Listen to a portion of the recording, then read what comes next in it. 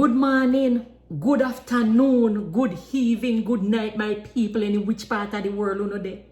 You remember back in the day when we little pot would have one hole in it? What your granny or your mother used to do? That the pot then I dash way.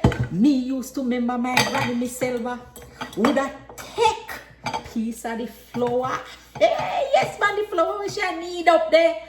And she would have take piece and you see if a little hole in her pot, she would have just put it over a hole like this, you know? And then now when pot a boil, you know, see the water come through, yes or no? Because this flour here become hard up on the pot. Yes, man.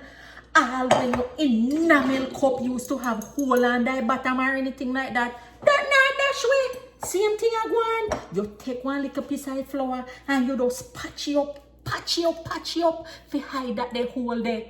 All even if you did have enamel plate. You remember? Them the things in our dash way. We were very resourceful. You don't have any memories of this? Drop a line below, man, my people. And make me hear for no memories of when your grandmother used to use the flour. Yes, man, the door. And patch up your enamel cup, enamel plate, or even your pot. Them you have memories, you know. As always, Mama Silva, have a beautiful morning, afternoon, or evening, any which part of the world you know there.